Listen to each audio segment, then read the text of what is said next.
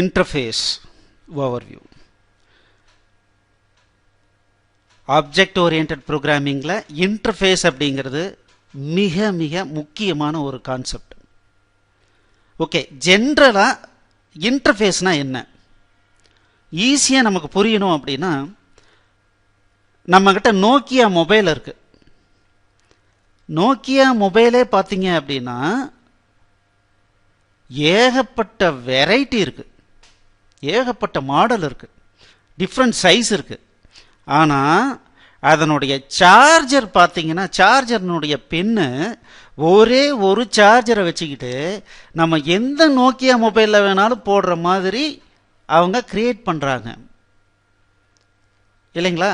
அதுதான் interface. So அப்போ interface அப்படிங்கிறது என்ன அப்படின்னா, அந்த மொபைல் எவ்வளோ பவர்ஃபுல்லாக இருக்கலாம், மொபைலுக்குள்ளார பேட்ரி பார்த்தீங்கன்னா டிஃப்ரெண்ட் சைஸில் இருக்கலாம், டிஃப்ரெண்ட் கெப்பாசிட்டி இருக்கலாம், அதுக்குள்ளார டிஃப்ரெண்ட் டைப் ஆஃப் சர்க்கியூட் இருக்கலாம் அதை சார்ஜ் பண்ணுறதுக்கு. அதெல்லாம் எனக்கு தேவை கிடையாது. ஆனால் அதனுடைய எக்ஸ்டர்னல் இன்டர்ஃபேஸ் என்ன இருக்கணும்னா, இந்த பின்னை அக்செப்ட் பண்ணுற மாதிரி ஒரு இன்டர்ஃபேஸை நீ கிரியேட் பண்ணு அப்படின்னு சொல்லி ஒரு ஸ்டாண்டர்டை உருவாக்கியிருக்காங்க. அதனால் என்ன ஆயிடுச்சுன்னா, நம்மக்கிட்ட ஒரு சார்ஜர் இருந்தாவே எந்த மாடலில் நோக்கியா இருந்தாலும் நான் அதை யூஸ் பண்ணிக்க முடியுது. ஃபார் எக்ஸாம்பிள், இப்போ கம்ப்யூட்டர் எடுத்துக்கோங்களேன். யூஎஸ்பி அப்படிங்கிறது ஒரு போர்ட். அந்த போர்ட்டு பார்த்தீங்கன்னா அதை இம்ப்ளிமெண்ட் பண்ணுறவன் ஒவ்வொரு மதர் போர்டு மேனுஃபேக்சரரும் பார்த்தீங்கன்னா டிஃப்ரெண்ட்டாக உருவாக்குறாங்க, க்ரியேட்டிவாக உருவாக்குறாங்க. உலகத்தில் எத்தனையோ பேர் உருவாக்கிட்டு இருக்காங்க. பட் எல்லாருக்கும் ஒரு காமன் ஸ்டாண்டர்ட் கொடுத்துருக்காங்க. அந்த ஸ்டாண்டர்டில் என்ன பண்ணுறாங்க அப்படின்னா, நீ இன்டர்னலாக எப்படி வேணாலும் நீ என்ன வேணாலும் இம்ப்ளிமெண்ட் பண்ணிக்கோ, ஆனால் இன்டர்ஃபேஸ் இந்த மாதிரி இருக்கணும். ஏன்னா அப்போ தான் அந்த பர்டிகுலர் சிஸ்டத்தை நிறைய இடத்துல உபயோகப்படுத்திக்க முடியும் அப்படிங்கிறத சொல்கிறாங்க. அதுதான் இன்டர்ஃபேஸ். ஸோ அப்போது இன்டர்ஃபேஸ் அப்படிங்கிறது என்ன அப்படின்னா, it is a standard.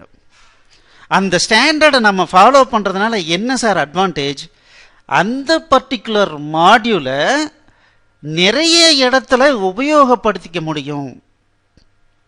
Okay, இப்போ ஒரு ஸ்டாண்டர்ட் கிரியேட் பண்ணுறோம். ஓகே சார், ஸ்டாண்டர்ட் கிரியேட் பண்ணும்போது இந்த ஸ்டாண்டர்டை உருவாக்குறவருக்கு ஆக்சசிபிலிட்டி கிடைக்கும். அதாவது என்னன்னா, இங்கே பாருங்கள், நோக்கியா பின்னு இந்த மாதிரி தான் இருக்கும், இதுக்கு தகுந்த மாதிரி நீங்கள் ஒவ்வொரு மொபைல்லையும் எனக்கு இன்டர்ஃபேஸ் கிரியேட் பண்ணி கொடுங்க அப்படின்னு மட்டும்தான் கிரியேட் பண்ணுறவர் சொல்கிறார்.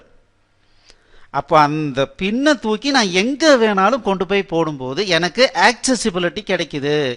அந்த ஸ்டாண்டர்டை உருவாக்குனவருக்கு ஆக்சசிபிலிட்டி கிடைக்குது. ஆனால் அதே சமயத்தில் என்ன ஆகுது பாருங்கள், செக்யூரிட்டி ஃபார் த இம்ப்ளிமெண்டர்.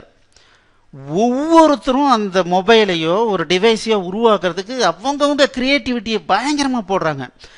அதுக்கு இன்டர்னலாக என்ன பண்ணுறோங்கிறத பற்றி வெளி உலகத்துக்கு தெரியாமல் இருக்கிற வரைக்கும் தான் அவங்களுடைய ப்ராடக்ட் யூனிக்காக இருக்கும்.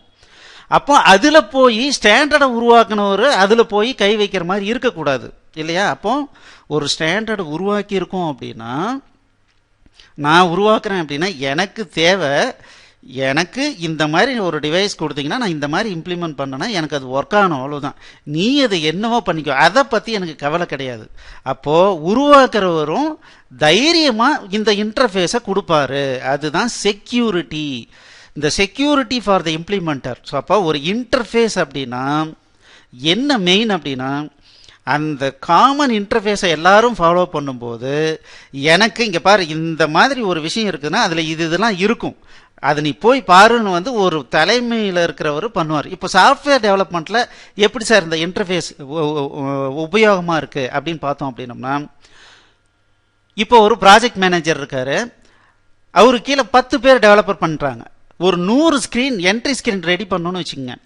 அப்போது 100 பேரும் 100 ஸ்டாண்டர்டை ஃபாலோ பண்ணாங்கன்னா, சப்போஸ் இந்த 10 பேரில் யாராவது 2 பேர் வெளியே போயிட்டு புதுசாக 2 பேர் வந்தாங்கன்னா இந்த 10 பேருனுடைய ஸ்டாண்டர்டையும் ஒரு உட்காந்து அனலைஸ் பண்ணும். அப்போ தான் ஏதாவது ஒரு ப்ராப்ளம் ஃபியூச்சரில் வந்ததுன்னா அதை எடுத்து மாடிஃபை பண்ண முடியும்.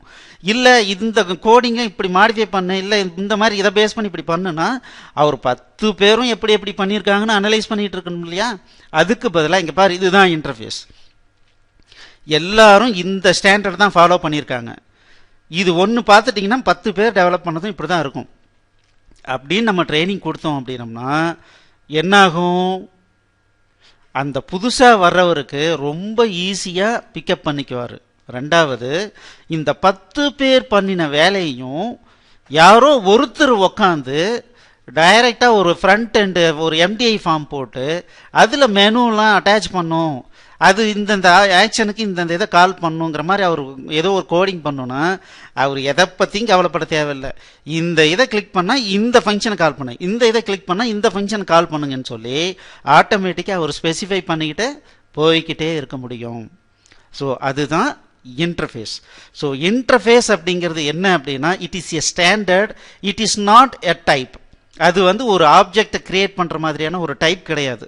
இது ஒரு இன்டர்ஃபேஸ், இது ஒரு ஸ்டாண்டர்ட். இந்த ஸ்டாண்டர்டை யார் வேணாலும் உபயோகப்படுத்திக்கலாம்.